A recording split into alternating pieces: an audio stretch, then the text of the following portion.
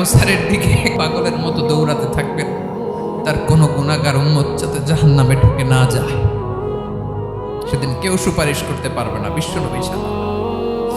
কিয়ামতের ময়দানে ওই বিভীষিকাময় সময়ে মুসিবতের কালে মানুষগুলো পাগল হয়ে বিশ্বনবীকে খুঁজতে আরম্ভ করবে। সবাই মিলে বিশ্বনবীর কাছে যেয়ে বলবে, ইয়া রাহমাতাল লিল আলামিন, ইয়া খাতামান নবীন, রাহমাতাল লিল আলামিন। দেখেন আমাদের কি অবস্থা, কি কঠিন বিপদে আমরা আছি, দাঁড়াতে পারি না, সূর্যের আলোতে ঘেমে হয়রান। আজকে কেউ সুপারিশ করতে পারবে না। সব নবীরা অপারগতা স্বীকার করেছে, তারা বলেছে আপনি ছাড়া কেউ নাকি আল্লাহর সামনে দাঁড়াতে পারবেন না, আপনি একটু সুপারিশ করেন। বিশ্বনবী বলবেন, আসো আসো, আজকের দিনে আমি ছাড়া আল্লাহর সামনে কেউ দাঁড়াতে পারবে না। বিশ্বনবী মাকামে মাহমুদে যে আল্লাহু আকবার বলে সিজদায় লুটিয়ে পড়বেন, আল্লাহ রাব্বুল আলামিন বিশ্বনবীকে এমন কিছু চমৎকার শব্দ শিখাবেন, ওই শব্দগুলো দিয়ে আল্লাহর প্রশংসা করে বিশ্বনবী কাঁদতে আরম্ভ করবেন। বিশ্বনবী এমন ভাবে অজর দ্বারায় সিজদায় লুটিয়ে পড়ে কাঁদবেন, রব্বুল আলামিনের রহমতের দরিয়ায় জোশ লেগে যাবে। রব্বুল আলামিন এই দৃশ্য থেকে সহ্য করতে পারবেন না। রব্বুল আলামিন বলবেন, ইয়া মুহাম্মদ ইরফা রাসাক, ও নবী আপনি মাথা তোলেন, মাথা তোলেন, আপনার কান্না আমি সহ্য করতে পারি না। নবী আপনি মাথা তোলেন, সাল তুতা, আজকে আপনি যা চাবেন তাই দেব। নবী আপনি সিজদা থেকে মাথা তুলেন, সাল তুতা, যা চাবেন তাই দেব। ওয়াশফা তুশাফা, যার জন্য সুপারিশ করবেন তার সুপারিশ কবুল করে নেব। বিশ্বনবী এবার মাথা তুলবেন। যে বিভীষিকাময় সময়ে প্রত্যেক নবী বলেছেন আমি পারবো না, প্রত্যেক নবী বলেছেন নফসি নফসি, আমার কি হবে আমি জানি না, আল্লাহ আমারে বাঁচাও। প্রতিটি নবী বলবে নফসি নফসি, আল্লাহ তুমি আমারে বাঁচাও, আমারে বাঁচাও। বিশ্বনবী মাথা তুলবেন, তুলে বলবেন রব্বি হাবলি উম্মতি, আল্লাহ তুমি আমার গুনাহগার উম্মতকে বাঁচাও। এই দুনিয়ার বুকে রব্বুল আলামিন সব নবীকে একটা করে দাওয়া মুস্তাজাবা দিয়েছেন, মানে যে দোয়া করলে কবুল হয়ে যায় সাথে সাথেই। দাও বিহা, দুনিয়ার সব নবীরা ওই দোয়াটা দুনিয়ায় করে ফেলেছে। সব নবীকে আল্লাহ একটা করে দোয়া দিয়েছে, নবী দোয়া করলেই কবুল। সব নবীরা ওই দোয়া করে ফেলেছে দুনিয়াতে। বিশ্বনবী বলেন আমি করি নাই। ওয়া ইন্নী আখতাবিউ দাওয়াতি শাফাআতান লি উম্মতি ইয়াউমাল কিয়ামাহ, আমার ওই স্পেশাল দোয়াটা আমি দুনিয়ার বুকে কঠিন বিপদে পড়েও কোনোদিন করি নাই। আমি আমার স্পেশাল দোয়াটা কিয়ামতের দিন আমার গুনাহগার উম্মতকে সুপারিশের জন্য রেখে দিয়েছি। আল্লাহ বলবেন নবীর ফারাসাক, মাথা তোলেন, আর কাটবেন না। বিশ্বনবী মাথা তুলবেন, আল্লাহ বলবেন সাল তুতা, আপনি যা চাবেন তাই দেব। ওয়াশফা তুশাফা, সুপারিশ করেন, সুপারিশ কবুল করব। বিশ্বনবী বলবেন আল্লাহ ওই স্পেশাল দোয়াটা দুনিয়াতে করি নাই, আজকে আমি তোমার দরবারে দাঁড়িয়ে কিয়ামতের দিন ওই দোয়াটা করছি। আল্লাহ আমার যে উম্মতের হৃদয়ে যাররা পরিমাণ ঈমান আছে, আমার একটা উম্মতকেও তুমি জাহান্নামে ঢোকাতে পারবা না। বিশ্বনবী পাগলের মতো একবার হাউজে কাউসারে যাবেন, একবার সিরাতে যাবেন, একবার পুলসিরাতের দিকে, একবার হাউজে কাউসারের দিকে পাগলের মতো দৌড়াতে থাকবেন, তার কোনো গুনাহগার উম্মত যাতে জাহান্নামে ঢুকে না যায়। সেদিন কেউ সুপারিশ করতে পারবে না বিশ্বনবী ছাড়া।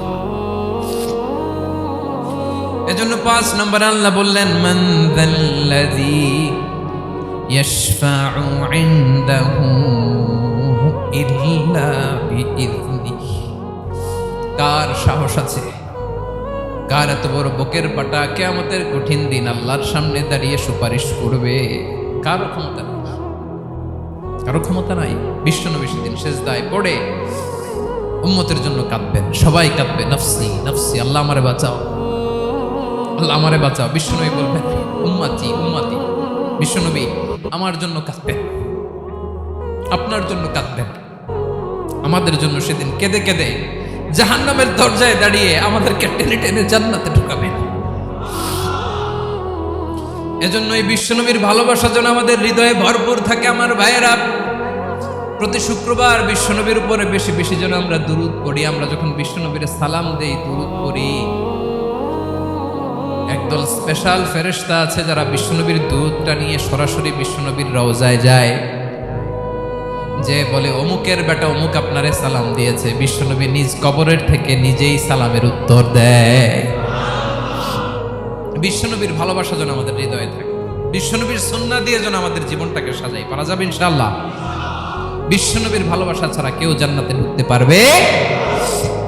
বিশ্বনবীর পক্ষে আমরা বলব, বিশ্বনবীর পক্ষে আমরা লিখব, বিশ্বনবীর জন্য আমরা আমাদের কলিজার রক্ত বিলিয়ে দিব। ঠিক কিনা বলেন? সেদিন বিশ্বনবী ছাড়া কেউ সুপারিশ করতে পারবে না। 5 নম্বর আল্লাহ বললেন, মান দাল্লাযী ইয়াশফাউ ইনদাহু ইল্লা বিইذনি। কে আছে সুপারিশ করবে আল্লাহর সামনে আর আপনি আপনার বাবার দরবারে যে সেজদা দেন? হ্যাঁ, ইব্রাহিম আলাইহিস সালাম থারথার করে কাঁপবে আর বলবে নাফসি নাফসি, আল্লাহ আমারে বাঁচাও। মুসা আলাইহিস সালাম থারথার করে কাঁপবে, আল্লাহ নাফসি নাফসি, আমারে বাঁচাও। আর আপনি পীরের দরবারে যে সেজদা দেন? কোথায় আছেন আপনি? খবরদার, কেউ বাঁচাতে পারবে না। যাকে ইল্লা আল্লাহ যাকে অনুমতি দেন, বিশ্বনবীকে দিবেন, নবীদেরকে দিবেন। এরপরে আল্লাহ তার স্পেশাল ওয়ালিদেরকে, মুত্তাকিনদেরকে, শহীদদেরকে, সিলেক্টেড বান্দাদেরকে দিবেন। কিন্তু কাকে দিবেন, কার জন্য দিবেন, দুনিয়ার কেউ জানে না একজন ছাড়া। তিনি কে? আল্লাহর ওয়ালিদেরকে, নেককার লোকদেরকে আল্লাহ সুপারিশের অনুমতি দিবেন। কিন্তু আপনি যারে মানেন, যার পায়ে সেজদায় লুটিয়ে পড়ে থাকেন, তারে যে আল্লাহ দিবেন, এটার কোনো গ্যারান্টি আছে?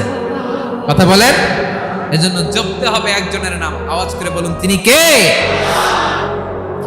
আয়াতুল কুরসির 5 নাম্বার কথা হচ্ছে, সেদিন কেউ কারো উপকারে আসবে না, সুপারিশ করার সুযোগ পাবে না, আল্লাহ যাকে অনুমতি দেয় তিনি ছাড়া। আল্লাহ যদি কাউকে দয়া করে অনুমতি দেয় তাহলে করতে পারবে, তাহলে পারবে। সেই কিয়ামতের দিনটা বড্ড ভয়ঙ্কর। কেউ সুপারিশ করার সাহস পাবে না। আরে আমার অবস্থা কি আমি জানি না, আমি আবার কারোর জন্য সুপারিশ করব? কথা বুঝেন নাই?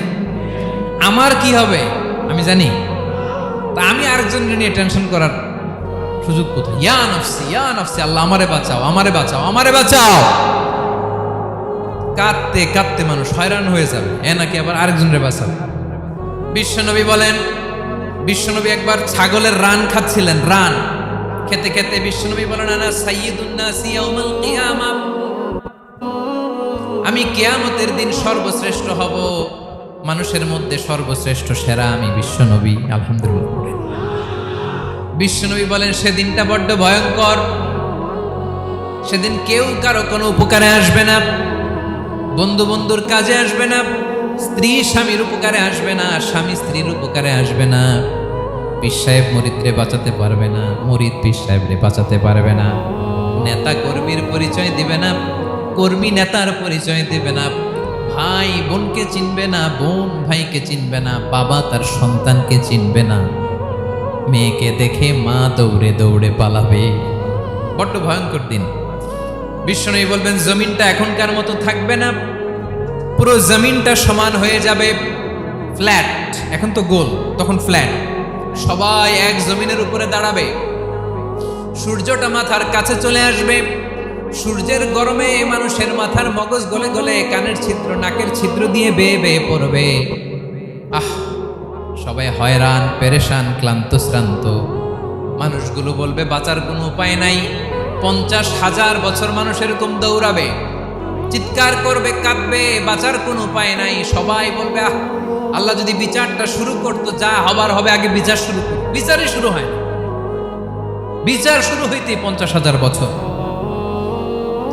আল্লাহ, 50,000 বছর, 5,000, 15,000 না, 50,000 বছরের কোন যাবে। মানুষগুলো কাঁদতে কাঁদতে বলবে, চলো আমরা আদম আলাইহিস সালামের কাছে যাই, যেন আল্লাহর যে সুপারিশ করে, আল্লাহ আপনি বিচার শুরু করেন। কিয়ামতের ময়দানে সবাই মিলে সাইয়েদনা আদম আলাইহিস সালামের কাছে যেয়ে বলবে, ইয়া আবাল বাশার ইয়া আউয়ালাল আম্বিয়া, ও আদম নবী, আপনি দুনিয়ার বুকে প্রথম নবী। আল্লাহ নিজ হাতে আপনারে 60 হাত লম্বা করে বানিয়েছেন, আপনার সম্মানে ফেরেশতাদেরকে সেজদা দিতে বলেছেন, দুনিয়ার প্রথম নবী, প্রথম মানুষ আপনি আল্লাহরে যে সুপারিশ করেন যেন আল্লাহ বিচার শুরু করে। আদম